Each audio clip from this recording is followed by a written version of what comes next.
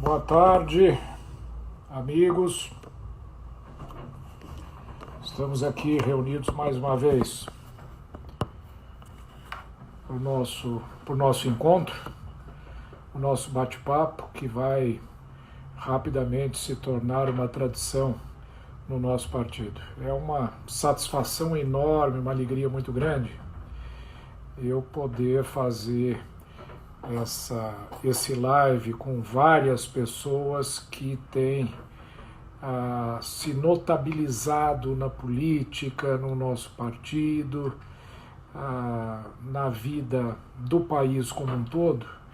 E eu espero que essas conversas possam efetivamente gerar mais informações para todos nós e firmar o Partido Social Liberal, como uma alternativa viável para o nosso país.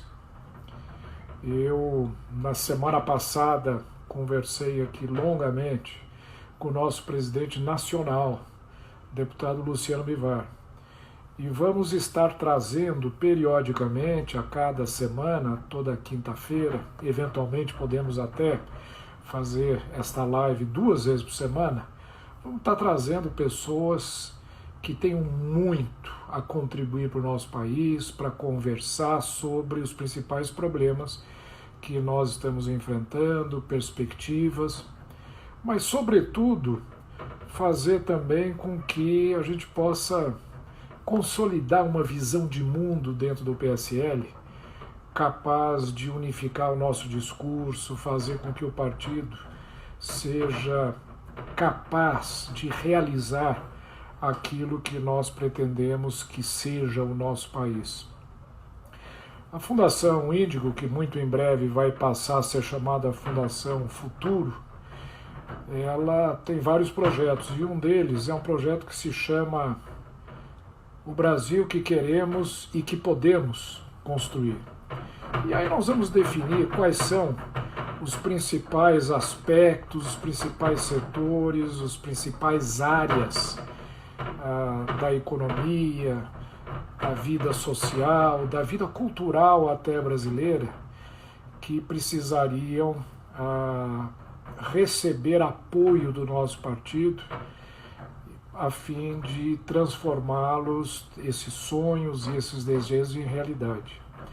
Eu estou aguardando a senadora Soraya entrar, pedir a solicitação, e o meu projeto, hoje eu gostaria muito de receber 2 pessoas muito importantes no PSL, que é a senadora Soraya, senadora pelo Mato Grosso do Sul, e o deputado Júnior Bozella, que é o deputado por São Paulo e que é inclusive o presidente regional, o presidente estadual do partido.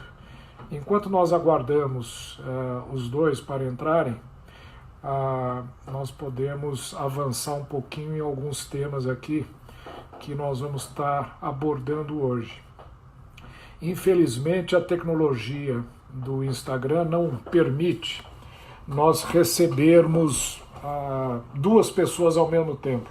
Mas nós vamos ver se a tecnologia permite, quem sabe usando algum outro instrumento, que nós possamos ter mais de 2 pessoas ao mesmo tempo. Aí nós teríamos condição de ter um diálogo mais interessante, um diálogo mais vivo, não é? Com a participação de mais de uma pessoa. Mas, adiantando um pouco a nossa pauta para hoje, enquanto aguardamos a presença da senadora, eu vi hoje com grande preocupação uma reunião realizada entre o presidente Bolsonaro no Supremo Tribunal Federal, uma reunião com o presidente do Supremo Tribunal, e ele esteve acompanhado por um grupo grande de empresários, inclusive também pelo ministro Paulo Guedes. E o ministro Paulo Guedes deu uma notícia que nos deixou bastante preocupados, no sentido de que o país, ou a economia brasileira, poderia estar entrando em colapso. E ele está sentindo, está muito preocupado com esta perspectiva, de modo que isso é um tema que nós precisamos discutir com muita profundidade, né? Eu costumo dizer que o que nós estamos vivendo é uma situação quase que de um filme de ficção científica. Jamais alguém poderia esperar que fôssemos viver uma situação como essa. Porque esta crise é uma crise completamente diferente de toda e qualquer outra crise que nós já vivemos no país. Não é? É uma crise que afeta não só a demanda, ou seja, hoje as pessoas estão em quarentena, estão perdendo emprego, estão perdendo capacidade de compra, não estão conseguindo pagar os seus impostos, os empresários não conseguem pagar salários, as famílias, não tendo renda, não conseguem consumir. Portanto, nós temos uma brutal crise do lado da demanda por bens e serviços, mas, ao mesmo tempo, é uma crise que afeta também o lado da oferta, porque o isolamento social, a quarentena, e agora se fala muito no lockdown, ou seja, o fechamento completo de toda e qualquer atividade econômica, social e tudo mais, gera também uma crise de oferta. Então nós não temos quem queira demandar e nem temos condições de produzir e de ofertar bens e serviços na economia. É uma situação absolutamente nova, uma situação assim incrivelmente inédita nas últimas décadas do mundo, nos últimos, eu diria até um século ou 2 séculos. Nunca se poderia imaginar uma situação dessa. E num caso como esse, é evidente que as medidas saneadoras ou as medidas de alívio a essa situação também terão que ser bastante radicais. Não se pode imaginar uma saída fácil para um problema como esse. Eu queria, antes de continuar essa conversa, dizer que a senadora Soraya acabou de entrar no ar. Ela pode ter tido aí alguma dificuldade de acesso, mas eu estou vendo que ela já está no ar e aqui está. Bem-vinda, senadora. Obrigada, professor. Desculpa aí o atraso, eu estava me ajeitando com a Viviane, tinha sumido o meu convite. Mas prazer, eu estava escutando o senhor falar. Pois é, eu estava aproveitando aí para fazer um rápido panorama desta crise muito profunda que está se abatendo sobre todos nós enquanto aguardávamos a sua chegada. Eu estava ouvindo, estava acompanhando. E eu estava dizendo que nós vamos fazer desses encontros uma rotina, né, semanal, onde nós vamos, inclusive, ver se temos tecnologia para ter mais de uma pessoa dialogando comigo, não pode 2, 3 pessoas, fica uma coisa mais... Na semana passada tivemos o nosso presidente nacional aqui inaugurando esta série de conversas, e hoje é com uma satisfação enorme que nós temos a nossa segunda convidada, a senadora Soraya, que dispensa apresentação para muita gente, né? Senadora jovem, dinâmica, já tive a oportunidade de conversar, de conhecê-la mais de perto.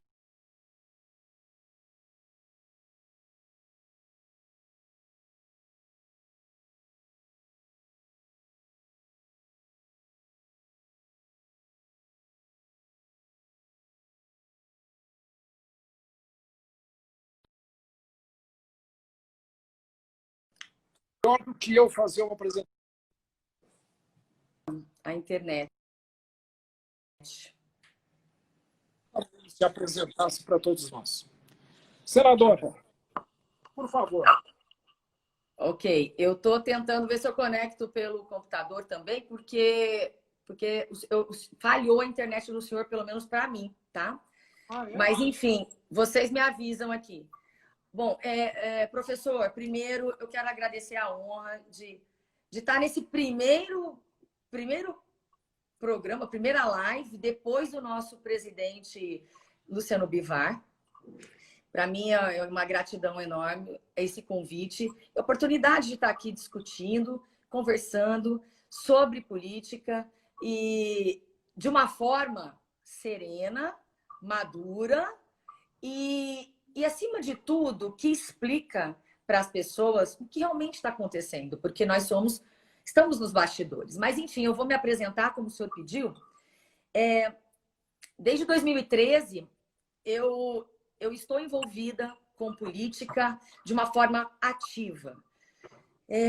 Eu comecei como advogada dos movimentos de rua, me pediram uma ajuda voluntária e eu fiz. Uns amigos nossos que foram protestar na inauguração da Casa da Mulher Brasileira, que foi a presidente Dilma, eles foram detidos e não foi permitido que chegassem até o local. Estavam num caminhão de som e foi a primeira manifestação aqui em Campo Grande, né, desses últimos tempos. Foi lá atrás, comecinho de 2014, isso já. E aí, para a próxima manifestação, eles ficaram assim bastante revoltados, fizeram a Marcha da Mordaça. E eu entrei com uma HC preventivo coletivo, algo assim bastante inusitado no mundo jurídico. E, por incrível que pareça, o juiz deu um salvo-conduto para todos os manifestantes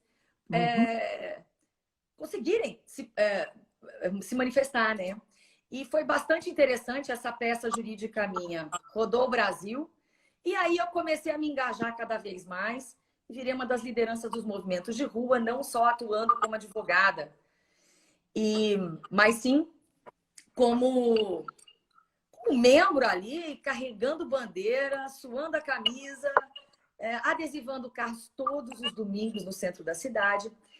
E nós éramos totalmente avessos a partidos políticos e a essa questão de se candidatar, de virar político. Principalmente porque é um meio que ninguém acredita, né, nos políticos. Nós achávamos que era um mundo bastante difícil, como mas chegou um momento que nós já estávamos cansados de visitar os parlamentares aqui do Mato Grosso do Sul, ou chefes do executivo, levar as nossas pautas e simplesmente a gente só tomava um cafezinho, uma aguinha, tapinha nas costas e nada acontecia. Chega uma hora, professor, que protestar é importante e essencial. Sem dúvida. Mas também a caneta na mão, você tem que fazer mais. E, infelizmente, as pessoas não têm essa coragem de se candidatar. Eu estou vendo agora, nós estamos... Eu abri aqui no Mato Grosso do Sul PSL apenas para pessoas novas da sociedade, empresários, que saibam gerir uma empresa privada, né? Que possa levar os mesmos princípios, a mesma gestão. E pasme, professor, é difícil, viu? As pessoas não querem. E aí fica difícil de reclamar. Bom, mas enfim, nesse período eu conheci Jair Bolsonaro, em 2014, mais ou menos. Depois fui convidada pelo Partido Novo a vir candidata ao Senado e aquilo me acendeu uma luz. Não tinha ideia e nem esperança de ser eleita. Porém, eles me disseram o seguinte: como candidata ao Senado, você vai ter espaço para falar e para levar a nossa mensagem, né? Nós não temos fundo eleitoral, não usamos, e infelizmente é assim, e a gente tem que começar pelo menos a bater, né? Aparecer e levar essa mensagem diferente de liberalismo, da direita, de conservadorismo. Mas aí eu já tinha contato com o Jair Bolsonaro e ele, naquele período ele não tinha ainda um partido. Deu tudo certo. Eu fui acolhida pelo partido aqui, pelo então presidente e pelo coronel Davi. E deu tudo certo, eu vim a candidata. Sem também fundo eleitoral, sem absolutamente nem a cota feminina. E deu certo, né? Deu certo, eu acho. Eu costumo dizer que eu não sou uma parlamentar que tem aquele estereótipo de política. Eu não sei fazer discurso. Eu falo que... Eu decidi falar a verdade, porque eu não tinha o jeito da coisa. Eu falei, quer saber? Eu vou ser eu. E fui para as rádios e fui eu. E deu certo. Muito bom. E eu quero agradecer... Senadora, parabéns pela coragem, viu? Nós precisamos de gente assim, porque se há uma coisa que a gente percebe muito conversando com o povo em geral, com amigos, etc., e a senhora mencionou isso, é o descrédito que os políticos vivem no nosso país. E isso é uma lástima, porque não existe país no mundo que seja organizado, que funcione adequadamente, que tenha rumos, sem uma classe política respeitada. E, infelizmente, a classe política brasileira perdeu o respeito. Justo, de maneira justa em alguns casos, mas de maneira também injusta em muitos outros casos. Eu fui parlamentar, eu fui deputado federal. E eu quero dizer com muita sinceridade, eu convivi com alguns deputados federais que realmente merecem esse descrédito que estão vivendo hoje. Mas, por outro lado, também conheci gente da melhor qualidade, deputados, senadores bem-intencionados, empresários, estudantes, representantes de movimentos sindicais que realmente pensam no Brasil. Esse é o seu caso, com toda certeza, e eu acho que nós vamos, através dessa conversa nossa, através do reerguimento dos nossos partidos, né, reconquistar essa confiança. O Brasil não pode viver sem uma classe política respeitada. Mas, senador, eu quero aproveitar a sua presença aqui para discutir alguns temas muito importantes. E eu estava mencionando logo no começo que esta pandemia, ela está sendo uma coisa digna de filme de ficção científica. Ninguém jamais poderia imaginar uma coisa dessa. Não é? As pessoas ficarem trancadas em casa, o transporte público praticamente inoperante, as fábricas fechando, o comércio fechado, as pessoas se desempregando. Como é que a senhora, e esse tem sido um debate muito intenso no Senado, né, vê o papel do setor público nisso? E eu quero dizer só muito rapidamente o seguinte: este fenômeno que nós estamos vivendo não foi causado nem pelos empresários, nem pelos trabalhadores, nem pelos estudantes, nem pelo partido de direita, nem por um partido de esquerda. Foi um ato de Deus, é um ato da natureza. É um fenômeno que afeta a todos igualmente, ou seja, é uma coisa como se fosse uma economia de guerra. E, nesse sentido, eu vejo o governo como com um papel muito importante, porque a sociedade inteira é que tem que se organizar para superar essa dificuldade. E o peso do ajuste, o custo do ajuste, não pode cair em cima do setor A, do setor B, do setor C, tem que ser igualmente dividido entre todos. Né? E aí o papel do governo é muito, muito forte. Eu acho que mesmo aqueles mais empedernidos liberais hoje reconhecem que o papel do governo é fundamental. Qual é a sua visão? A senhora acha que o governo brasileiro está agindo na medida, na extensão correta para superar essa crise? Porque eu vejo muitos países no mundo aí envolvendo 10, 15 até 20% do PIB em planos de socorro. E a senhora tem participado. Como é que a senhora vê o governo brasileiro agindo na superação dessa crise? Olha, professor, melhor do que eu é o senhor para dizer que nós não temos nem condições de envolver mais do nosso PIB. Mas eu vejo assim, somos um país de terceiro mundo, em desenvolvimento, e também fomos pegos de calças curtas nessa pandemia. As pessoas, a população entrou realmente em... Eu vejo assim, parece até que tem hora que está numa síndrome do pânico. Porque o Brasil, com essa extensão continental, a realidade aqui de Campo Grande, nós somos a capital que menos tem casos de uma métrica de, acho que 100 mil por 100 mil habitantes. Mas a gente, mesmo assim, não pode afrouxar. O que eu vejo, que é o que eu já tinha visto há muito tempo, o Brasil não tem um banco de dados unificado, nem para a criminalidade, nem os Detrans têm. A pessoa tem busca e apreensão de um carro aqui, ele está lá na Bahia, ninguém está sabendo. Nós não temos essa unificação de dados. Eu digo mais para o senhor, o que me deixou mais assim atônita é que quando o governo, de um modo geral, vários políticos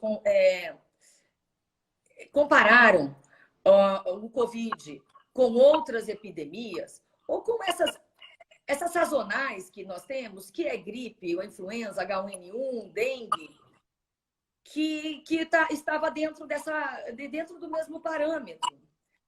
Porém, quando entrou o ministro Nelson Teike, Nós tivemos lá no Senado uma reunião com ele, em torno de 55 senadores fizeram perguntas, e eu estava muito incomodada com essa questão dessa comparação. E eu procurei no site do Ministério da Saúde, não encontrei nenhum dado. E aí minha assessoria entrou em contato com o Ministério da Saúde no dia dessa reunião. E nós pedimos os números, porque o primeiro dado de coronavírus, a primeira morte, foi registrada no dia 23 de janeiro. Então eu ia dar ainda 22 dias aí de crédito para as outras doenças desde o dia 1º de janeiro. Acredite o senhor, lá na última hora, eles conseguiram arrumar para a gente um documento que misturava mortes por HIV e várias outras mortes. E eu somei lá a morte de dengue hemorrágica com dengue normal, comum. Deu desde o dia 1º, em torno de 300 e poucos casos fatais. Agora, a influenza, a gripe, o que nós tínhamos de números oficiais, números do Ministério da Saúde, 107 mortes. Nossa. Então, nós não temos comparação. Eu entendo que toda a conversa entre flexibilizar esse isolamento está em cima deste dado, que foi a conversa inicial. Então, mata muito mais do que a gripe. Não tem nem comparação o número. Até agora, este ano, tivemos 107 mortes, a não ser que esteja errado o dado oficial. E o ministro da Saúde, chegando, tinha menos de uma semana que havia tomado posse, coitado, ele estava assim. E o Brasil é um caos. Então, até o próprio presidente Bolsonaro, eu não vou culpar totalmente, porque ele pegou um país que é inacreditável. É verdade. Nós ficamos chocados com a ineficiência. Um menino muito bom, que é o secretário da Pesca, o Jorge Seife, ele mostra fotos de como ele pegou o setor dele. Sem dados, sem nada. Aí quando você vê que o Ministério da Saúde não tem dados, e outro, mais importante ainda, essas doenças são de notificação obrigatória. Diferente de uma cistite, uma rinite. E aí você vê que o Brasil não tem, ou que estava escondido, eu não sei onde está no Ministério da Saúde. Aí eu fiquei muito preocupada, porque as pessoas estão tomando como base este cálculo que foi anunciado pelo governo federal. E aí não é um termo de comparação, é inédito isso. Como o senhor disse, é algo jamais imaginado. Eu acho que nós temos sim que chegar no meio termo, mas quem pode ficar em casa, tem muita gente que pode. Quem pode, na verdade, deve. Eu vejo pessoas que não precisam estar na rua, que não precisam sair, não tem necessidade, elas estão na rua, andando sem máscara à vontade. Mas, aí vai ficar senadora, difícil. Muitos dizem que esse achatamento da curva, ele efetivamente salva vidas, porque ele ajusta, né, a nossa capacidade de atendimento às pessoas afetadas pela doença ao a demanda por tratamento médico. Mas que, no final das contas, o número de pessoas afetadas vai acabar sendo o mesmo, porque o achatamento da curva apenas alonga, né, o período no qual a pandemia chega e acaba indo embora, acaba se esvaziando. Então, me parece que as ações que estão sendo adotadas, elas salvam vidas, de fato, né? Ainda que, no final, no cômputo geral, o número de afetados pela doença, pelo Covid-19, acabe sendo o mesmo. Eu acho que isso é muito importante. Mas, por outro lado, essas medidas de quarentena, de isolamento social e até de lockdown, também causam uma desaceleração econômica, desemprego, todo tipo de conflito, inclusive emocional, que também pode causar mortes. Como é que a senhora vê isso? Como é que a senhora acha que nós estamos atingindo o equilíbrio entre esses dois objetivos? Porque também nós não podemos imaginar prolongar demais esse distanciamento, a falta de funcionamento da economia. Mas como é que a senhora vê isso? Olha, quando eu vi essa semana o próprio ministro da Saúde falando que ele não descarta a hipótese de lockdown em alguns lugares, É, aí eu já fiquei um pouco mais assim assustada. Eu também vou confessar que eu não compreendo, professor, quando se fala que ficar em casa ou não. Se eu ficar totalmente isolada aqui na minha casa e não entrar ninguém, a, a impressão que eu tenho na minha cabeça, na minha razão, mas hoje em dia nem existe mais razão, né? É que eu não vou estar exposta ao vírus. Bom, mas estão dizendo também, eu já vi aqui, ó, eu já vi pesquisas que vindo de fora, o ministro o Osmar Terra, né, disse que pessoas que ficaram isoladas pegaram. Então, realmente, eu fico aí, se os médicos não se entendem, eu falo assim, eu sou leiga nesse assunto. Vamos falar de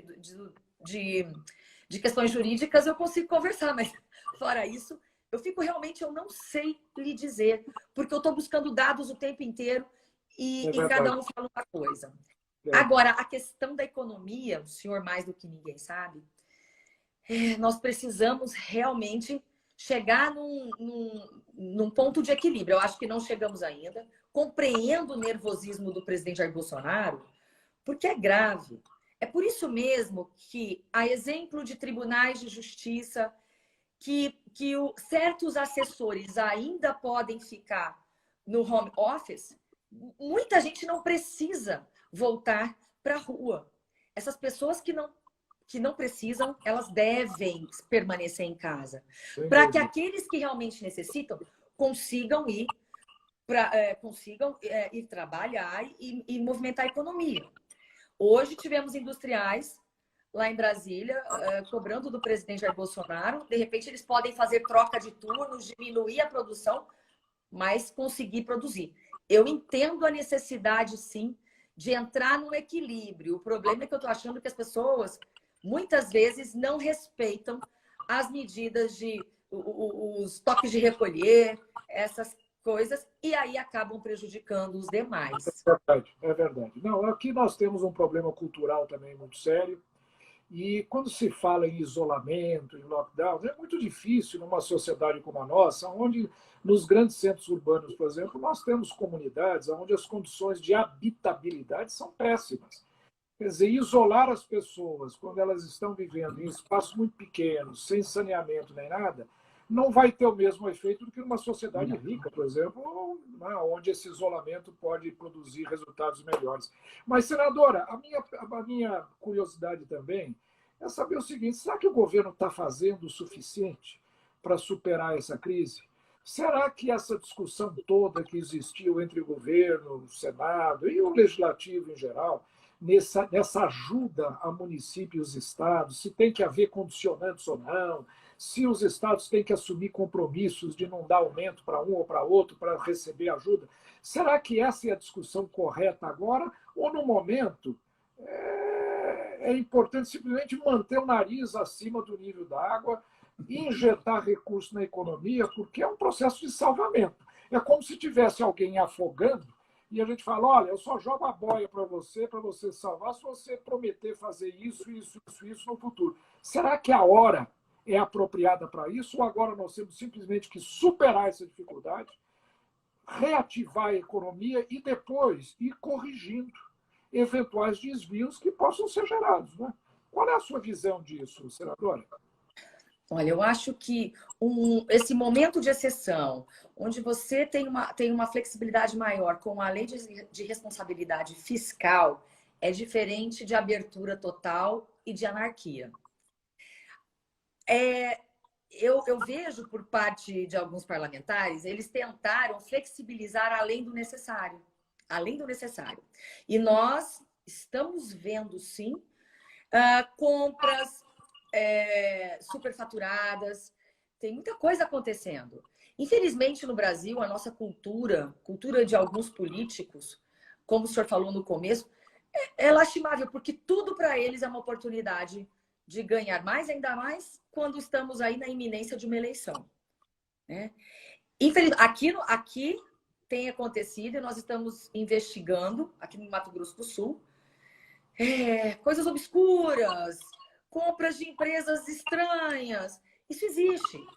Então, certa contrapartida de não contratar mais cargos comissionados num estado já inchado, que já contrata acima de 50% do que pode, da sua receita, já estamos além.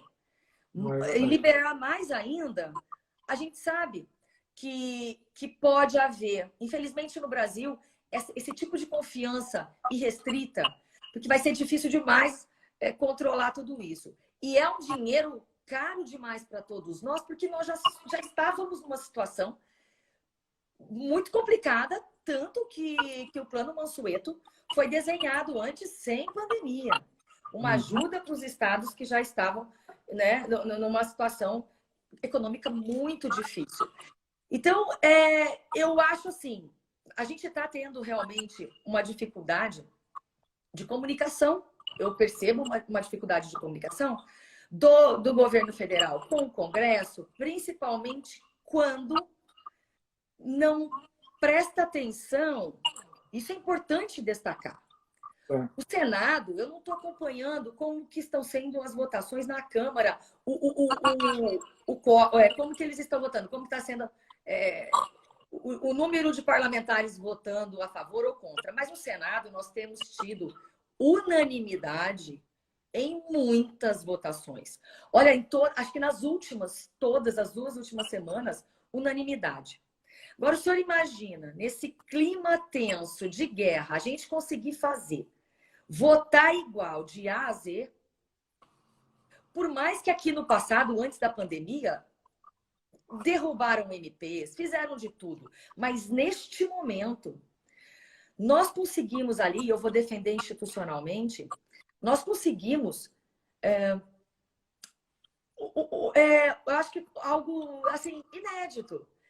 E aí, depois que passa-se uma semana construindo um projeto de lei para apresentar um relatório, constrói daqui, puxa dali, briga com o PT, negocia com o outro partido.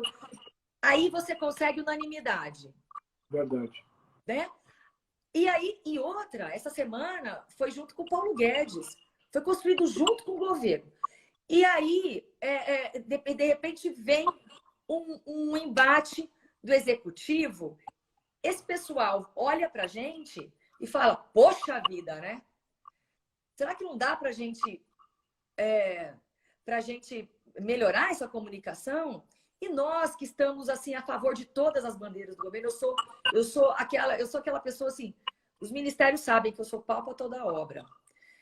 Em cima da hora, tudo, eu tô para ajudar, porque esses ministérios têm sido fantásticos, nossos ministros são maravilhosos e me preocupa muito em ajudar todos eles. E aí eu reconheço que o momento é difícil demais para o próprio presidente. E desenvolver... Eu entro aí agora, eu estou tendo que desenvolver habilidades que eu jamais imaginei ter que desenvolver. E a população tem que entender também que ontem todo o Senado votou por unanimidade para ajudar. Então, isso é um esforço hercúleo no tipo de política que a gente tem, que a população também não reconhece, porque isso tem que ser dito. O próprio presidente, a partir do momento que votou-se por unanimidade, uma palavra de, poxa, obrigado, vocês foram rápidos, nós temos sido rápidos, nós temos trabalhado até tarde, já votamos muita coisa. Eu acho que uma palavra de agradecimento pelo esforço, porque tem que ser justo. A coisa foi antes da pandemia, eles derrubam MPs mesmo. O próprio Centrão, o próprio Centro, nem Centrão, o próprio Centro, que sempre esteve, desde o começo do governo, com espaços, vários partidos têm ministérios, derrubam MPs há muito tempo. Eu verifico isso. Isso não é novidade, o presidente da República sabe. Agora, quando nós temos um Senado, Congresso, colaborando, o Senado está colaborando até mais do que a Câmara, eu acho que tem que ser reconhecido e diminuir essa animosidade, porque eu entendo, eu sou bastante nervosa também, mas eu tenho me controlado, professor. Mas, senadora, diga uma coisa, essa aproximação do governo agora, com vários partidos políticos, né, um retorno àquele modelo do presidencialismo de coalizão, onde alguns outros partidos também são chamados para colaborar na administração, a senhora acha que isso vai melhorar o ambiente político ou vai degradar o ambiente político, que é o que muita gente diz, que estamos voltando, digamos, à velha política que o presidente combateu durante a sua campanha, inclusive aglutinou muito apoios em torno disso, né? Qual é a sua visão disso? Olha, eu tenho uma visão bastante diferente de que isso está começando agora no governo. Uhum. Porque eu não consigo dividir, eu consigo dividir parlamentares, mas eu não consigo dividir, se o senhor conseguir me dizer, o que é centro, o que é centrão, o MDB está onde? No centro ou no centrão? O PSDB está onde? No centro ou no centrão? E digo mais para o senhor, desde o primeiro dia, partidos têm ministérios. Só o DEM tinha 4 ministérios e os presidentes das 2 casas. E isso foi articulado em nome da governabilidade. Mas lá no começo. Por isso, eu acredito até que essas pessoas não se mantiveram agora, justamente por isso. Porque combinaram de ajudar o governo, de votar, e derrubaram e atrapalharam dentro do parlamento. Mas dizer que nunca houve essa política de coalizão, esse governo de coalizão, é difícil, porque no meio de 20 e tantos ministérios, mais de 120 mil cargos comissionados, cargos federais. O presidente começou bem porque já estava construindo. O que eu não acho legal é dizer que nunca houve. E não é errado. Eu acho que errado é corrupção. Eu já disse isso ao presidente Jair Bolsonaro. Uma coisa é corrupção. Outra coisa é dar espaço aos aliados. Não é tomar lá da cá. É espaço. Não tem Porém, dúvida. eu não sei se o senhor concorda comigo, mas porém, se esses partidos não estão colaborando, aí você tira o espaço. E aí você vai mudar, porque você precisa construir a governabilidade. É impossível com o partido, um governo que tinha no nosso PSL 52 deputados e 4 senadores, como que ele ia preencher tudo isso? Precisa de mais votos. Então eu não vejo esse pecado. Eu vejo o pecado em dizer que isso de repente é um pecado, quando isso está desde o começo, isso é natural. Eu acho assim que se qualquer um que entrasse hoje precisaria construir uma base com partidos que têm afinidade. Perfeito. Agora, quando não se tem afinidade, aí muda de conversa. Porque até hoje a maioria dos cargos federais estão com o PT. O senhor tem uma ideia, e a população não está vendo isso. Então, eu vejo dessa forma, não está começando. Sempre houve, mas eu não vejo com maus olhos. O que eu vejo com maus olhos é estar com políticos que não condizem na sua conduta, na honestidade, no caráter. Assim, e você pode pensar dos partidos parlamentares honestos e parlamentares que não são honestos. Independentemente, evidentemente, do partido estar ou não na base de sustentação do governo. Eu acho que o que precisa ser efetivamente combatido são desvios de conduta, né? E isso a participação em governo, logicamente, tem que controlar e combater mesmo com partidos aliados, que também acontece. Eu não tenho dúvida nenhuma. Senadora, infelizmente o nosso tempo está já correndo bastante.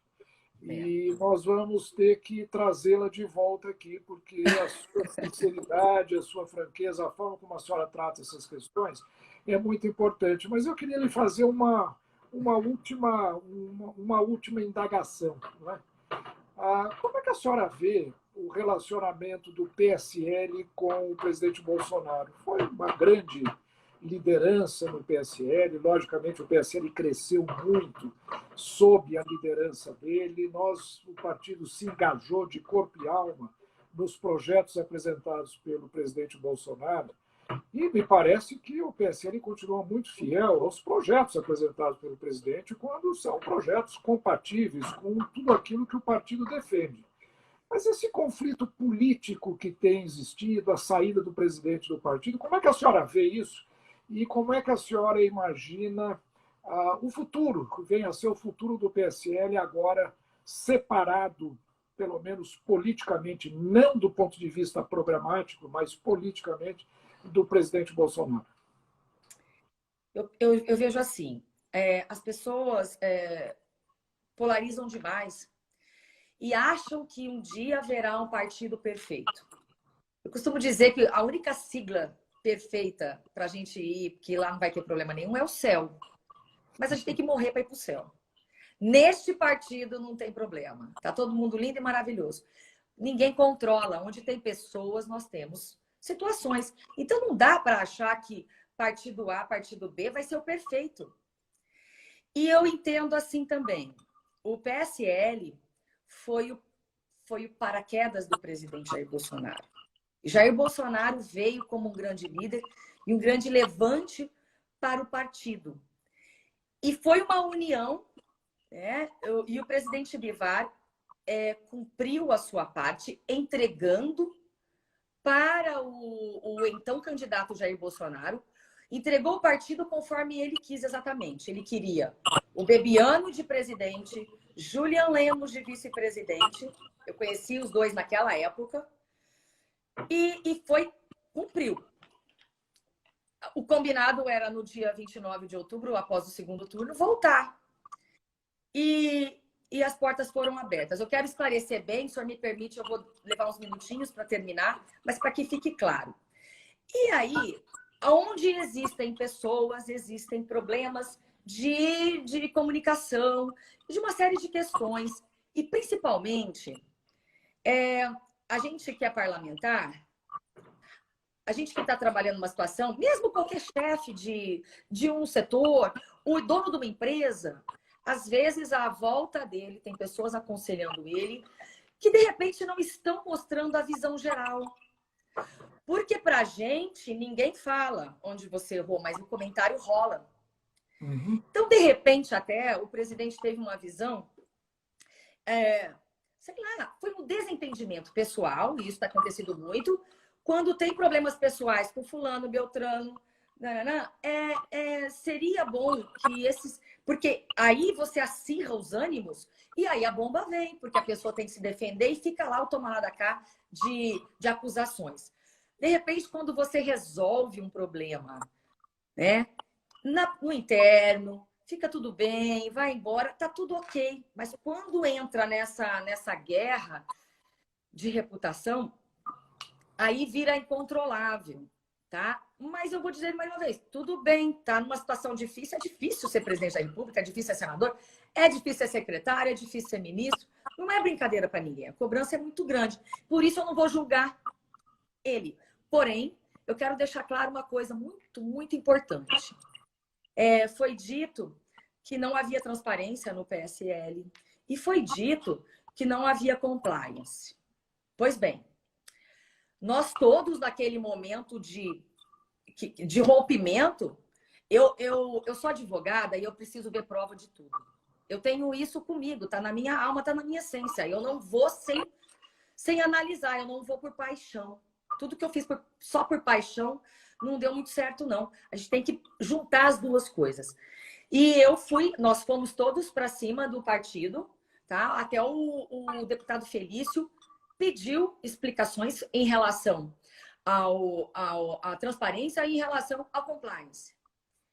O que aconteceu? Nenhum partido tem hoje a transparência e o compliance que o PSL tem. O PSL, quando você entra na página dele, está escrito transparência, a prestação de contas é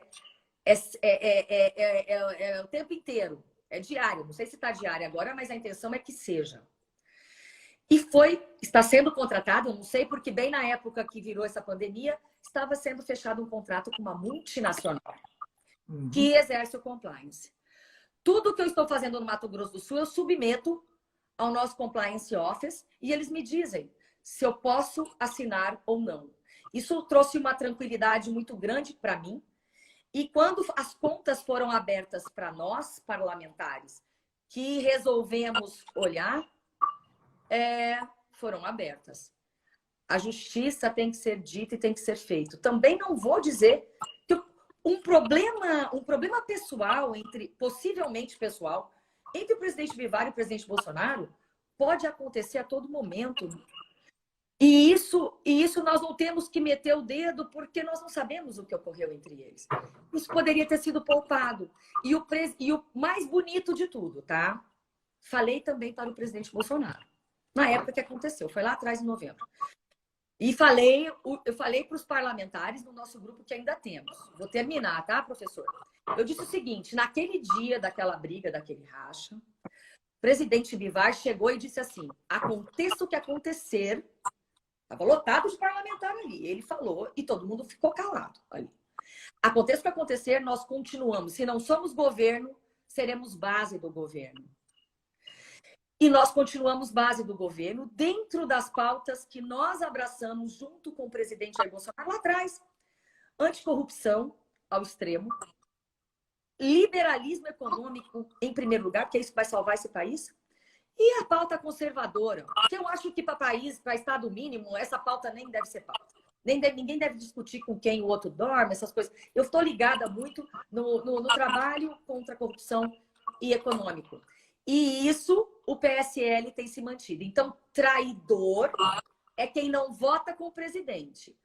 A população tem que analisar os votos. E o PSL tem votado com essas bandeiras que nós assumimos junto com ele e votaremos sempre. Porque são nossas bandeiras e a nossa palavra que foi dada também. Não vamos trair a nossa palavra. Agora, os partidos que estavam como aliados no começo, eles não votaram e ninguém viu. Porque ficou prestando atenção na briga. E não adianta, eu tenho que ser verdadeira com isso que eu falo. Então, não vou partir para ataque, não suporto, porque isso é um discurso político raso. O discurso político virou xingamento. Ninguém fala em economia, ninguém fala em corrupção mais. Isso, para mim, é muito triste e eu não vou deixar de sempre esclarecer. Quem tiver ouvidos para ouvir, paciência e razão, vai entender. Então, ninguém tem que se meter na briga do presidente naqueles problemas internos que tem nos ministérios e tem com os partidos.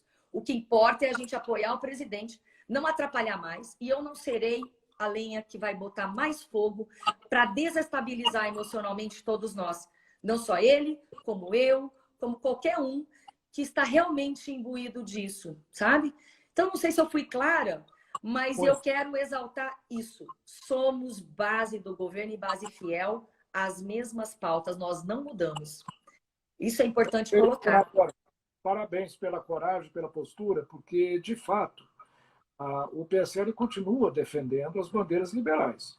E enquanto o governo, sob o comando, por exemplo, do ministro Paulo Guedes, que é um liberal convicto, respeitado no mundo inteiro, continuar com uma pauta liberal, o PSL vai continuar como tem apoiado, né, esse governo e em pautas extremamente importantes. De modo que eu acho que a sua postura é absolutamente correta, independentemente de desavenças pessoais e problemas políticos, muitas vezes causados por questões regionais ou locais.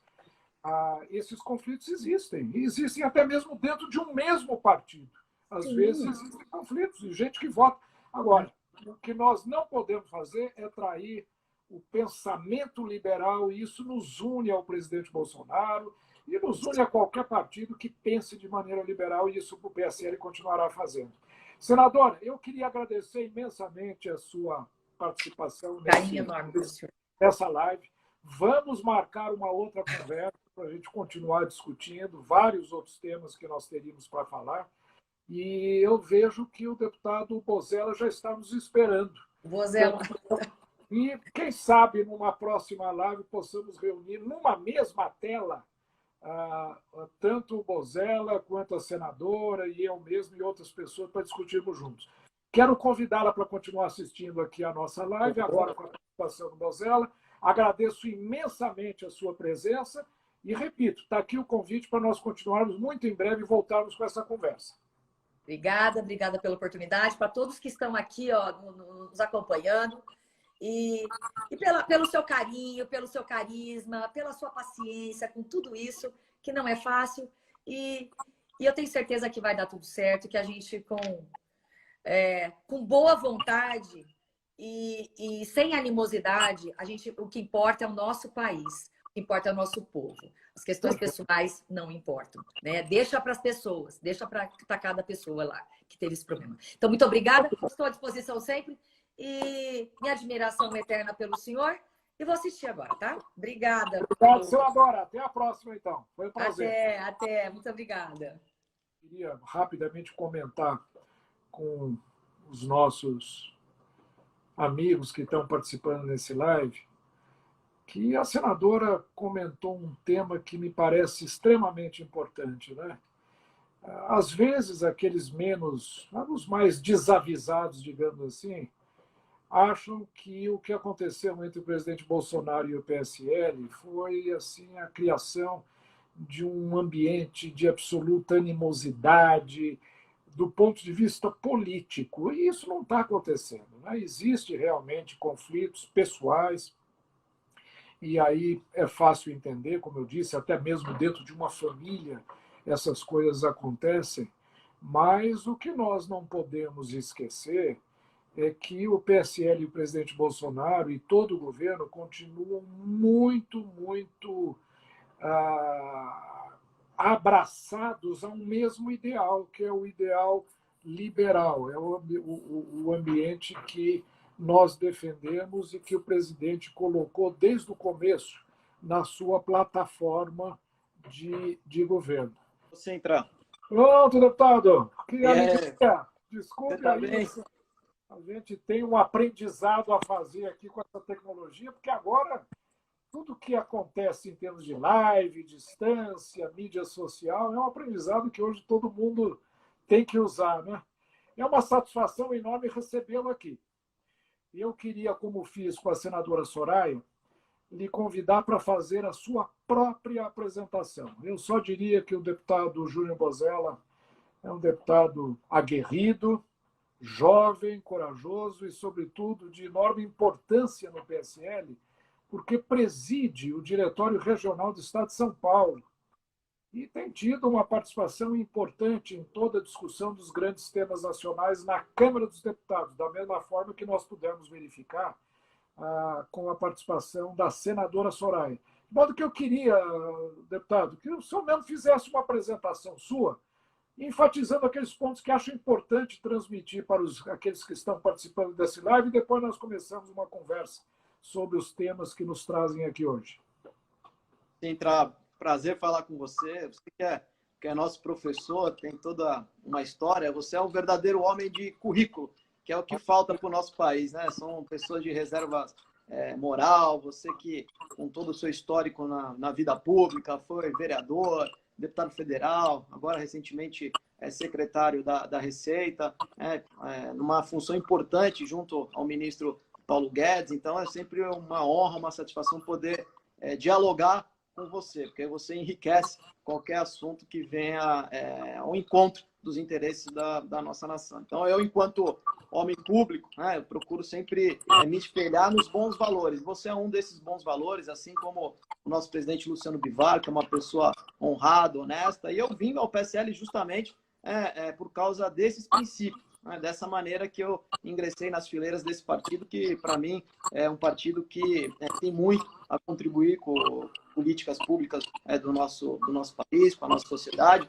Eu fui secretário municipal antes de me tornar vereador no município de São Vicente, mas tudo isso só quando eu atingi a minha independência profissional financeira, porque eu aprendi dentro da minha casa que política não é profissão, política é vocação. Então, me ensinaram Isso é muito importante. Me ensinaram a trabalhar, a conquistar a minha independência profissional, financeira, concluir meu curso na faculdade de Direito, montei a minha empresa, meus próprios negócios. E quando eu estava com a minha vida tranquila, redonda, eu ingressei na vida pública, efetivamente, apesar de sempre ter militado, Sintra. Eu fui sempre líder estudantil, na faculdade dirigi o diretório acadêmico, na época da faculdade, na época da escola eu fui presidente do Centro Cívico, né? Fui presidente de juventude partidária, participei de muitos movimentos aí, estudantis, então eu sempre tive uma participação efetiva na política, sempre gostei, mas acabei ingressando na vida pública só depois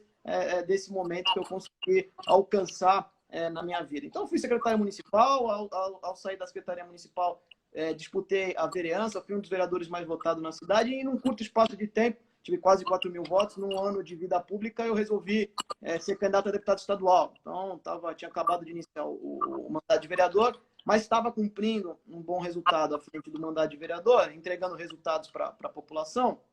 E disputei a eleição de deputado estadual em 2014. E essa eleição eu fui muito bem sucedido, apesar de não ter sido eleito, porque o partido exigia uma quantidade muito grande de votos, mas eu, em um ano de vida pública, eu saí de 4.000 para 50.000 votos. Fiquei na suplência e resolvi disputar, 2 anos depois, a prefeitura. Apesar de não ter sido eleito deputado estadual, continuei na vereança. Teria uma reeleição de vereador muito tranquila, mas resolvi ser candidato a prefeito por convicção. Não queria me acomodar no mandato de vereador, até porque, como eu disse no início, a questão da política na minha vida, ela não é questão financeira, não é uma questão de me profissionalizar na política. É uma vocação, é uma coisa que eu faço com muito gosto. Quando você tem independência, você tem altivez, você tem condições de enfrentar os problemas de acordo com os interesses da população. E é isso que te faz ser diferente, né? Você ter independência, você pode falar o que você pensa, você pode ficar à vontade, você não tem rabo preso com ninguém. Isso foi muito fruto da minha educação. Então, foi os ensinamentos que eu tive dentro da minha casa, né? Através do meu pai e da minha mãe. E quando não ganhei a eleição para prefeito, eu continuei firme, de pé, tocando a minha vida, minhas atividades profissionais, onde eu tive a honra, a oportunidade de também ser superintendente da Fundação Nacional de Saúde, a FUNASA. Vivi uma experiência no Executivo Federal, isso para mim foi muito bom, me deu uma outra visão também, dentro do campo executivo da administração pública. Tinha sido secretário municipal, vereador, ocupei o Legislativo e fui para o Executivo Federal. E aí apareceu na minha vida a oportunidade de disputar uma eleição de deputado federal, a convite do então deputado Luciano Bivar. Falou para mim: olha, Bozella, você é um rapaz aí trabalhador, já tem uma condição de voto da última eleição, tem todo um capital político e o PSL tem um projeto.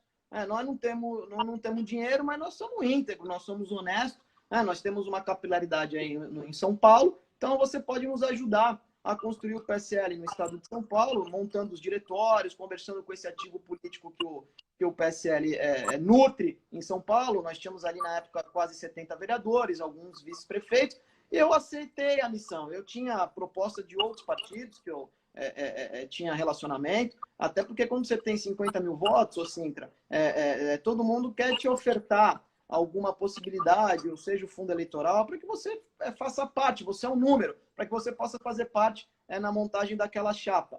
E no PSL foi diferente, porque o Luciano foi muito honesto, muito sincero, e falou: olha, o projeto é a gente vencer a cláusula de barreira, eleger um deputado federal por estado, e você vai ter que montar a chapa de federal, de estadual, vai correr trecho, coloca o carro na estrada aí e vai em frente. Então, eu abdiquei de estar em outros partidos, por interesses financeiros, de fundo eleitoral, para acreditar no projeto do PSL na pessoa do deputado Bivar, né? Como eu disse no início, um homem correto, honesto, defensor das pautas liberais, enfim. Então, até a eleição à presidência da República disputou para sustentar a tese do imposto único. Então, isso tudo me chamou a atenção, me fez acreditar nesse projeto, e quando, depois de 1 ano e meio de estar no PSL, de ter feito essa construção mais orgânica dentro do partido, veio a notícia que o então deputado, à época, o atual presidente da República, o Jair Bolsonaro, ia ingressar nos quadros, nas fileiras do PSL. Eu não era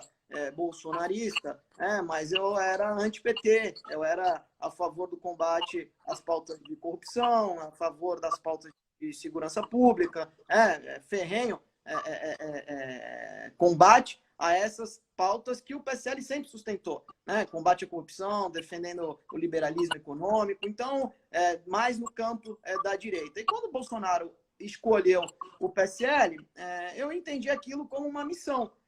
E como ele não escolheu nenhuma outra agremiação, até porque essas outras agremiações, todas elas tiveram ali realmente sinalizações negativas ao então candidato a presidente da República, que ele poderia sofrer qualquer tipo de sabotagem, que ele poderia ter a sua legenda negociada, vendida, e o que fez ele escolher o PSL, acredito que tenha sido a mesma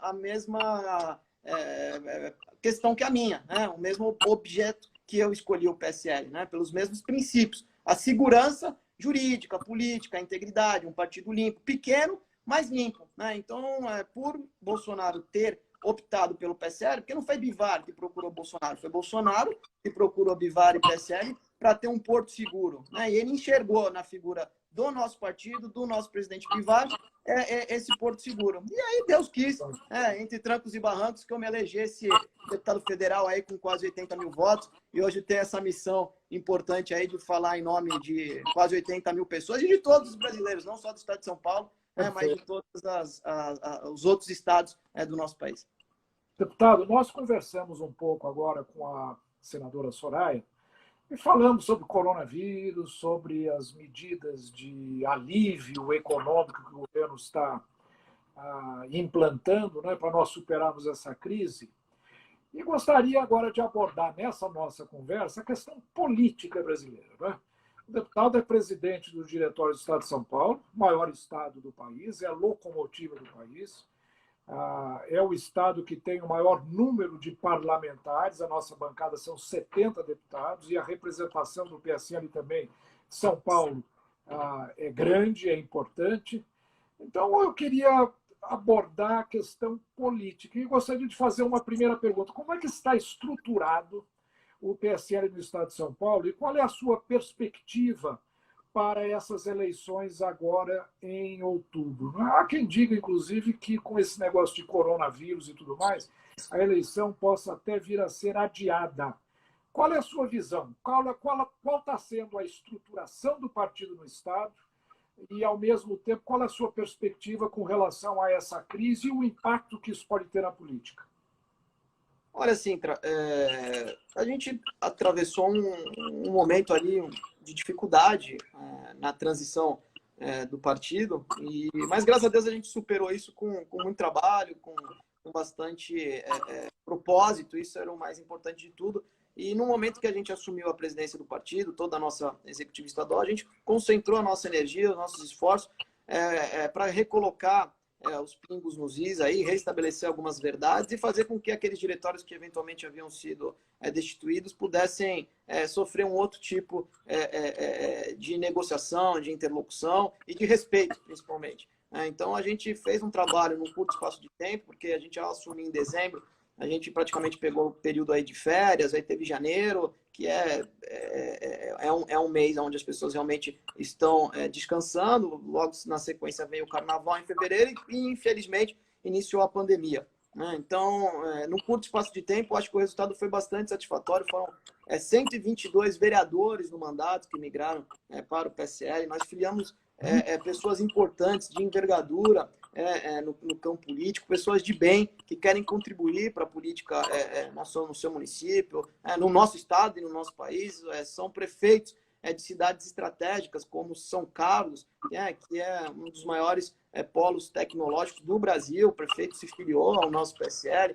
Sorocaba, a prefeita Jaqueline, a delegada de polícia, uma pessoa íntegra, correta e que optou pelo nosso PSL, assim como outras cidades que prefeitos no mandato, em diversas cidades, acabaram migrando para o nosso partido. E vice-prefeitos também, de cidades como Paulínia, enfim, tantas outras cidades estratégicas no cenário estadual. Então, o partido cresceu muito em número de filiados, em número de detentores de mandato, se consolidando antes mesmo do processo eleitoral de outubro, como o partido de maior expressão no campo da direita, o partido com uma alternativa muito boa para a sociedade. E aqui em São Paulo, acho que a gente vai conseguir fazer essa lição de casa, mesmo com essas dificuldades do momento. Acredito que a eleição ela deve existir. Se não for em outubro, talvez no máximo essa discussão que tem sido travada entre os líderes dentro da Câmara Federal, talvez ali na primeira semana de dezembro. Mas creio eu que com as 7.000 candidaturas a vereadores que nós já estão estabelecidas, né? São 400 diretórios que o PSL conseguiu organizar. Detalhe que quando a gente, ao assumir, praticamente todos haviam sido implodidos, né? Todos haviam sido desmontados literalmente. Então, tem 400 diretórios hoje de pé, com 7.000 candidatos a vereador, né, com 200 candidatos a prefeito. Tem hoje 400 diretórios municipais, um total de 700, e o número de municípios no estado de São Paulo, praticamente a totalidade, então. Com candidaturas a prefeito, né, em 50% desses diretórios, são mais de 200 candidatos a prefeito, 190 candidatos a vice-prefeito. Onde a gente não tiver candidato a prefeito, nós vamos ter candidato a vice-prefeito, e a chapa de vereadores devidamente organizada. Então, foi um trabalho de grupo, de união, de equipe, e um trabalho limpo, honesto, transparente, para que a gente pudesse, olho no olho, respeitando o homem, respeitando a mulher, respeitando o cidadão, respeitando aquelas pessoas de bem que querem fazer política, e optaram pelo nosso partido, porque enxergaram, nesse novo momento, uma oportunidade de ter a certeza ali da sua legenda, do seu diretório, da segurança jurídica que antes, infelizmente, o PSL não transmitia para aqueles que pretendiam se filiar ao nosso partido. Com essa crise de saúde, crise econômica, está dando para fazer, para pôr a militância na rua, está dando para fazer política, ou nós corremos o risco até de nem ter eleição municipal esse ano? Veja bem, Cinta, você sabe que o combustível do político é a saliva, né? E eleição a gente tem que gastar, são os 3 S, né? Saliva, suor e muita sola de sapato.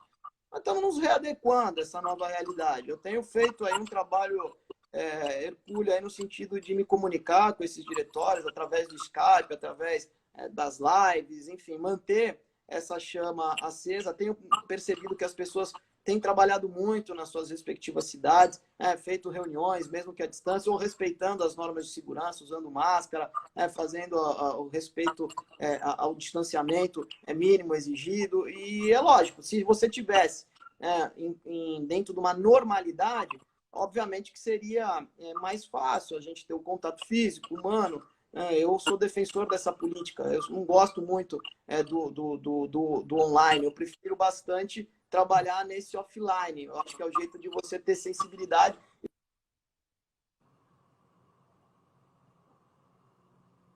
Mesmo você convivendo com ela, e depois ela demonstra ser outra no dia a dia. Ela pode até ser um bom chefe de família, ter sido um bom empresário, um bom profissional na sua atividade fim, mas na política ele acaba se transformando, o poder de repente acaba subindo a cabeça, fazendo tomar outras atitudes. Então eu sou defensor de uma pré-campanha onde as pessoas tenham melhores condições de conhecer os seus candidatos, não à distância, mas de uma forma mais presencial, sim. Então, obviamente, que eu acho que esse momento, nesse sentido, ele atrapalha um pouco o processo democrático.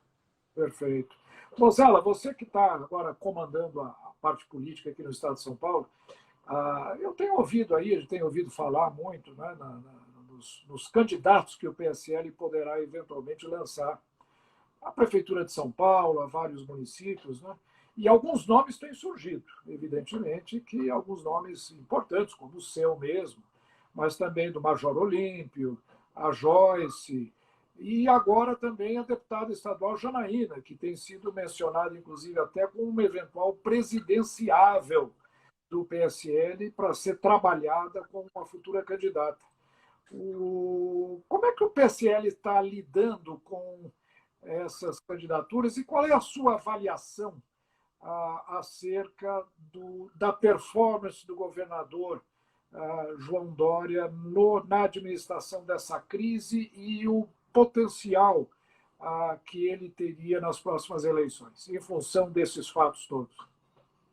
Olha, Sintra, a gente precisa destacar para o nosso público, né, aquelas pessoas que acreditam na política do campo ideológico, mais voltada à questão da direita, ao conservadorismo, ao liberalismo, enfim, ao patriotismo, que você tem dentro desse PSL, dentro dessa direita mais racional, que dialoga, enfim, que entrega resultados, que evita ser uma fábrica de crises a todo instante e estar mais preocupada, né, em trabalhar em benefício da população, figuras, né, com essa responsabilidade, no caso, como você citou. Isso são ativos importantes do nosso PSL.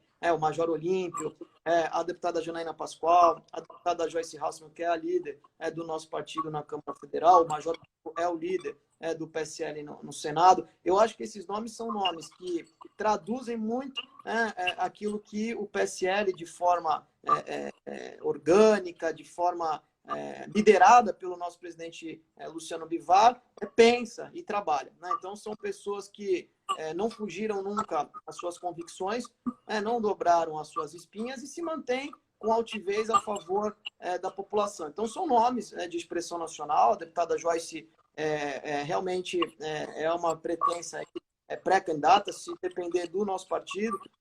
Isso é um desejo, uma vontade do nosso PSL, e se ela abraçar essa missão, para nós será uma honra ter a deputada Joyce como candidata a prefeita na capital. Acredito que ela irá cumprir essa convocação, esse chamamento do nosso partido, até para que ela possa expor.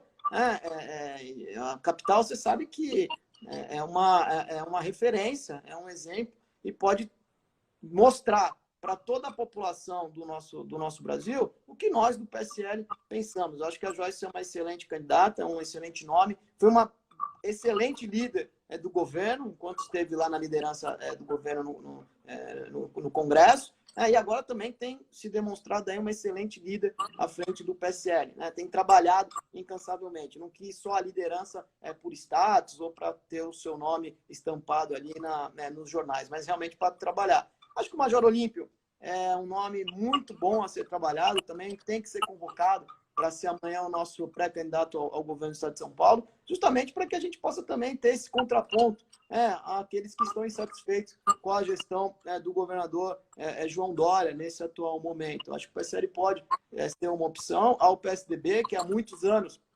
vem governando o Estado de São Paulo. Eu respeito, eu tenho uma relação de independência. Eu acho que é importante nós políticos termos essa noção, essa condição de respeitar os governantes, tratá-los como adversários e não como inimigos. Você citou a deputada Janaína Pascoal, que é a deputada mais votada da história, teve 2 milhões de votos, e a deputada, não sei se é do desejo dela, amanhã está liderando um processo de candidatura à presidência da República, mas é um nome de expressão. Eu creio que por estar no nosso partido, por ter essa segurança, esse conforto, e se tiver no horizonte dela, eu acho que é um nome muito bom a ser trabalhado. Primeiro, ela lutou contra o impeachment, ela lutou a favor do impeachment contra o PT. Então, ela foi uma das responsáveis para livrar o Brasil das amarras do PT.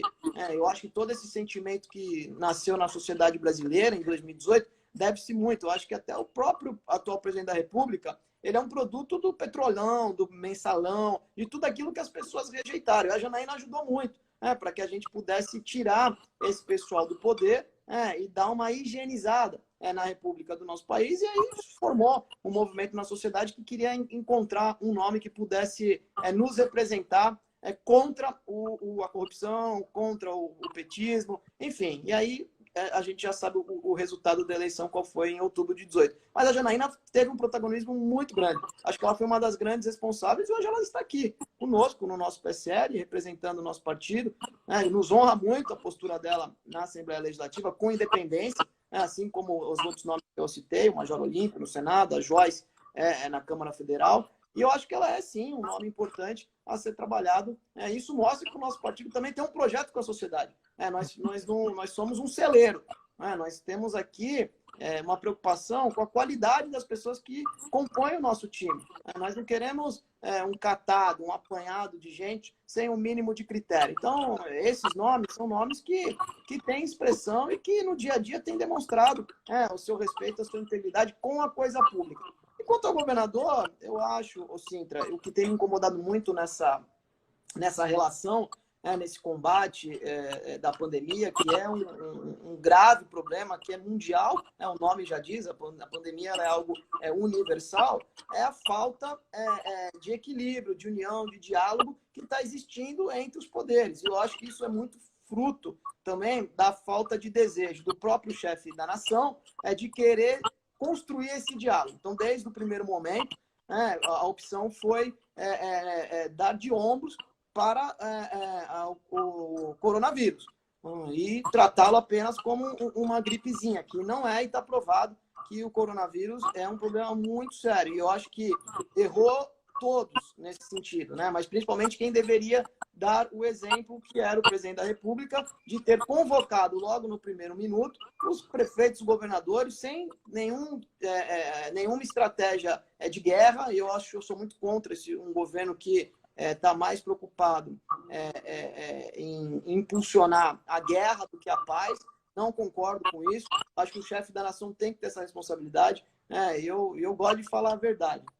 Santo Agostinho já dizia, né? Prefiro aqueles que criticam porque me corrigem do que aqueles que me bajulam porque me corrompem. Então, eu sou aliado do Brasil, sou aliado das pautas de interesse da nação e jamais serei alienado, cego, para falar apenas o que o meu representante queira ouvir. Eu não estou aqui para agradar ninguém, para puxar o saco de absolutamente ninguém. Então, eu acho que essa discussão que existe com relação você vê que o ministro da Saúde agora, o Sintra, já voltou a dizer, nem o Mandetta, na época, falava em fechamento total, em lockdown. Então, o próprio ministro que foi substituído pelo chefe da nação já está contrariando aquilo que ele não queria fazer logo no início da discussão da crise. Então, é muito negativo o fato de você, no meio de uma pandemia, onde nós vamos ter severos problemas econômicos no futuro, eu acho que o Brasil não vai ter grandes condições de se recuperar nesse pós-crise, justamente porque eu entendo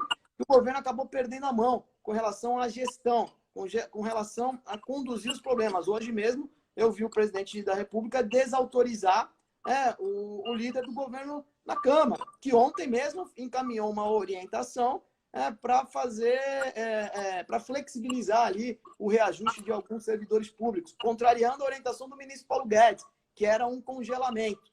Ele queria um congelamento até o final de 2021. Então, essa crise de comunicação, essa crise comportamental de você não conseguir sustentar de tarde o que você combinou de manhã, isso tem contaminado como um todo a República, né, do nosso país. Então, vai ser muito difícil, com esse estilo, com esse comportamento, a gente conseguir superar essa crise sanitária e essa crise econômica. Obviamente que sem diálogo, desde o primeiro minuto, sem unidade, sem uma orientação do Estado Maior, sem uma orientação do governo central, para que os governadores e os prefeitos pudessem vencer o ciclo da crise sanitária e automaticamente, gradativamente, ir superando o problema da economia, ficou impossível da gente aqui agora imaginar quais serão os impactos negativos que a economia irá sofrer. A vida dos brasileiros nem se fala assim, estamos chegando aí a quase 9 mil mortes,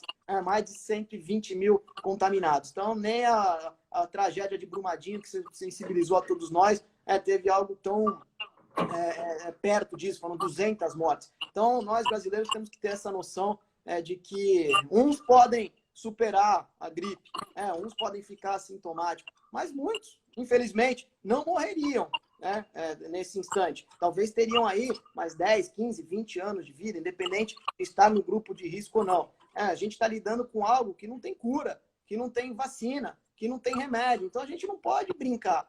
Então, tem pessoas que, às vezes, acham que uma vida não faz diferença. Mas quando nós, cidadãos, temos as informações, o conhecimento de pessoas que estão morrendo ao nosso lado, antes não tinha no início. Hoje nós já sabemos que tem muitos amigos que se contaminaram. Aqui em Santos, por exemplo, um médico, um cardiologista renomado, histórico, o doutor Sérgio Paulo, infelizmente faleceu na semana passada, vítima da Covid-19. Então, estava bem de saúde, não tinha nenhum problema que demonstrasse que ele morreria logo mais. Então, foi vítima desse vírus que pode amanhã pegar qualquer um de nós, meu pai, minha mãe, eu quero que nenhum ente meu se parta desse planeta agora.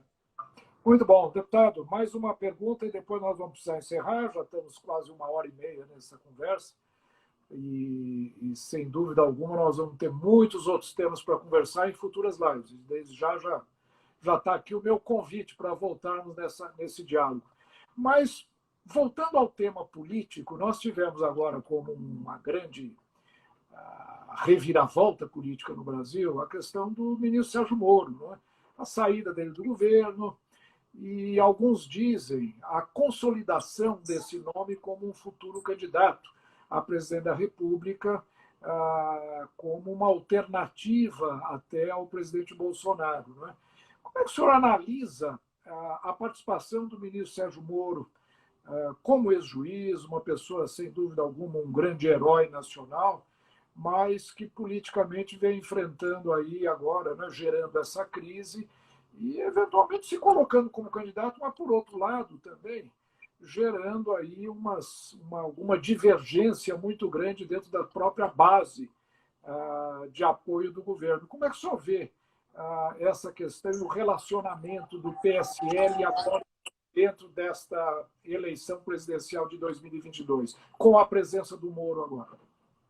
Olha, Sintra, eu acho que todas essas mudanças que aconteceram no meio dessa pandemia, elas foram prejudiciais para o Brasil.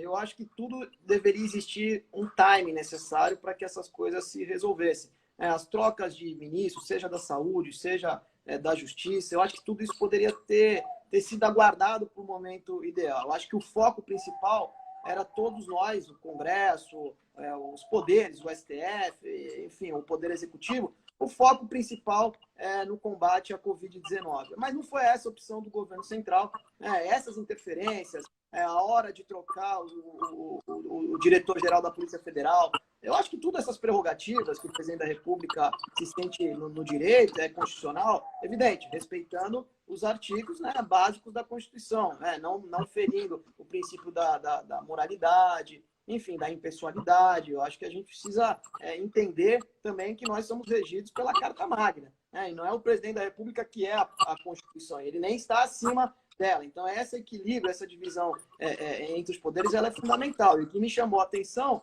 foi o fato dessas interferências ocorrerem num momento tão trágico para todos nós brasileiros, do ponto de vista sanitário e do ponto de vista econômico. Então, eu acho que tudo isso poderia ter sido postergado. Não era o momento de fazer nenhuma movimentação mais radical. O momento era de ter um plano estratégico a favor dos brasileiros para tentar suprir as dificuldades dessa crise. Então, quando você troca o Moro no meio da pandemia, você gera mais uma crise institucional, mais uma convulsão política na sociedade. Quando o presidente faz a opção de renunciar aos propósitos de governar o país e estimular sempre uma base mais barulhenta, uma base mais ideológica, isso faz também com que ele cresça no seu índice de impopularidade. De uma semana para cá, logo após a saída do Moro, a XP trouxe uma pesquisa que o péssimo e ruim saltou para 49%. Nós estamos chegando a quase os incríveis 50% de péssimo e ruim. Então, o presidente faz a opção de fazer um debate político, pensando na eleição de 2022, antecipando um processo que não é nada saudável, porque o mais interessante de tudo, Cíntia, seria o seguinte: o presidente se elegeu no segundo turno com 57 milhões de votos. Hoje eu vejo pessoas falando que se arrependeram de votar no Bolsonaro. Isso é muito negativo. O ideal seria o quê? Você entregar um bom resultado, você ser um bom presidente da República, para aquelas pessoas que não votaram em você quisessem votar na próxima eleição. Agora nós estamos vendo um movimento inverso. Aqueles que não votaram não migraram para o campo do presidente, e aqueles que votaram estão se dizendo arrependidos de terem votado. Então, você tem 1/3 da população ali que ainda, talvez por não entender o contexto político, apoia o atual mandatário, mas você tem 70% que não apoiam.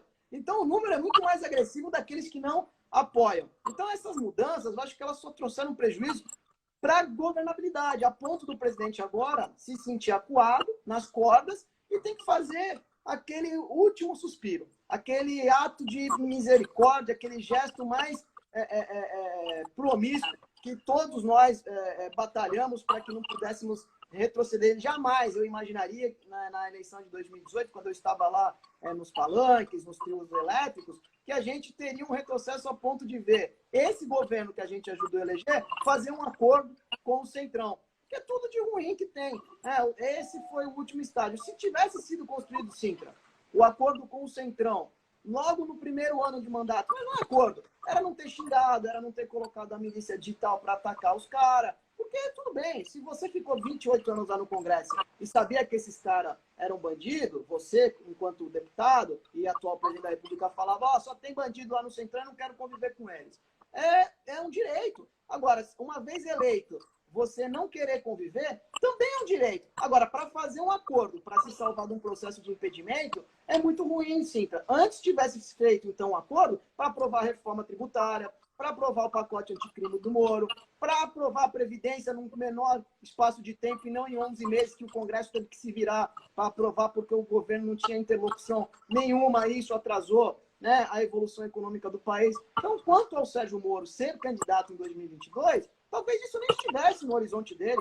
Talvez ele continuasse ministro, um juiz que ficou 22 anos e abdicou de tudo, renunciou à estabilidade do serviço público, com um bom salário, com um histórico, podendo dar palestra em qualquer lugar do mundo. O homem que prendeu o Lula, o homem que ajudou a passar o país a limpo, aceitou uma missão, acreditando num governo que iria combater a corrupção, renunciou. Isso foi um gesto de patriotismo. E agora não aceitou nenhum tipo de interferência que pudesse amanhã manchar a biografia e o histórico dele e jogou fora tudo isso do dia para a noite, o obriga, dentro da sua popularidade, daquilo que nós brasileiros somos gratos a que o Moro fez, eu acho que irá obrigá-lo a se posicionar para um processo futuro em 2022 que talvez nem tivesse no horizonte dele, mas, na minha opinião, passou a ser uma possibilidade, uma realidade, porque quem é cidadão, quem gosta das coisas certas e quem quer se doar para a política,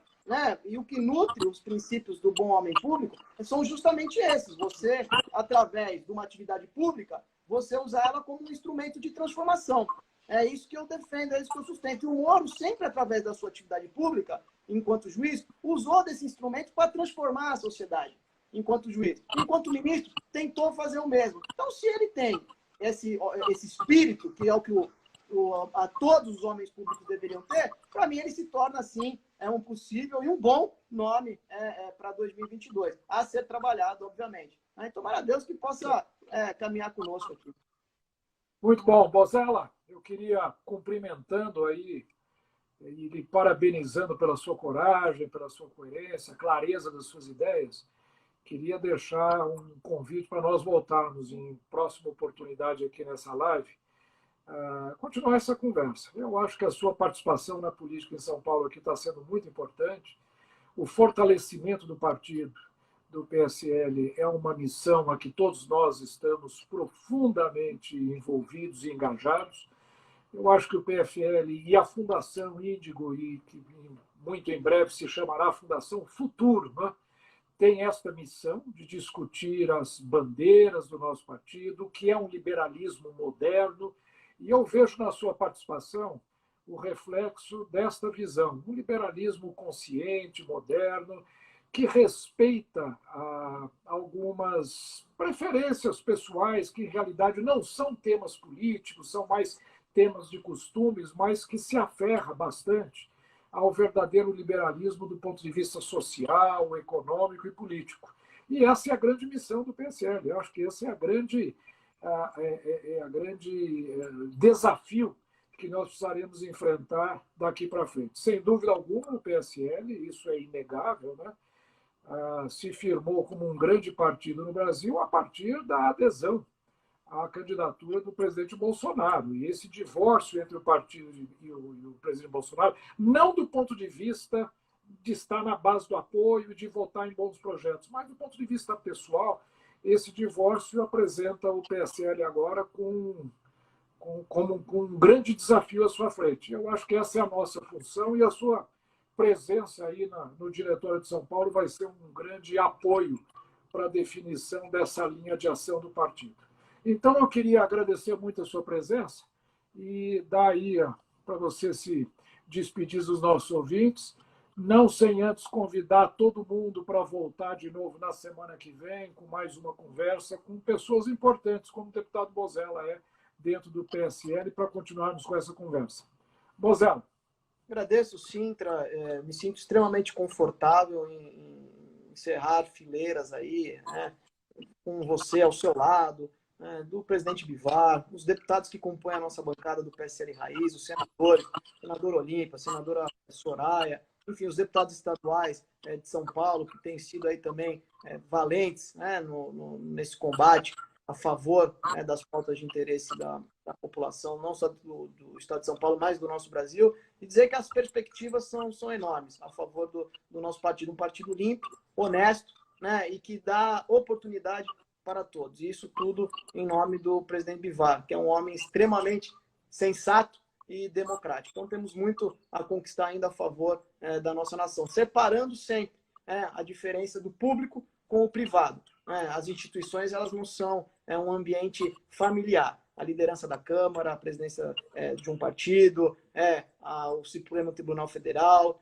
uma embaixada, qualquer tipo de outra instituição. Todas elas são públicas, né, e são repartidas de forma democrática, de forma respeitada. Eu acho que é isso que está faltando um pouco na figura de alguns líderes políticos do nosso país. Entender que nem tudo, um partido político ele não pode funcionar exclusivamente para atender os interesses da sua própria família. Então, é isso que eu defendo, é isso que eu sustento, em todas elas, né, em todas as instituições que compõem a nossa nação, a nossa república, o nosso eixo organizacional. Então, eu fico muito feliz de estar nesse PSL e vou combater sempre o bom combate, pode ter certeza. Vencer o mal com o bem, né? E o que me assusta não é o grito dos maus, e sim o silêncio dos bons. Então, os bons não podem se calar e o Brasil tem muito ainda a ser trabalhado e nós vamos conquistar, com certeza. Obrigado, Muito sim. bom. Deputado Júnior Bozella, muito agradecido. Parabéns aí, mais uma vez, pela sua coragem, pela sua disposição de lutar. E queria convidar todos aqueles que nos acompanharam aqui para voltarmos na semana que vem para mais uma conversa dessa, como disse, da fundação do nosso partido, do PSL, que tem como missão desenvolver a nossa linha programática, discutir o que representa o liberalismo sério, que está no cerne, no coração do nosso partido, e ajudarmos aí a superar a crise atual e desenvolvermos o país de acordo com o nosso sonho, com aquilo que nós queremos construir. Obrigado a todos. Sintra, parabéns, Sintra, pelo trabalho à frente da Fundação e toda a sua equipe, a Viviana, todo o pessoal que está contribuindo e ajudando aí na frente da Fundação Índigo. Parabéns. Muito obrigado. Até a próxima, então. E bom dia, boa tarde. Aliás, boa noite já para todos, né? E até a próxima quinta-feira, então.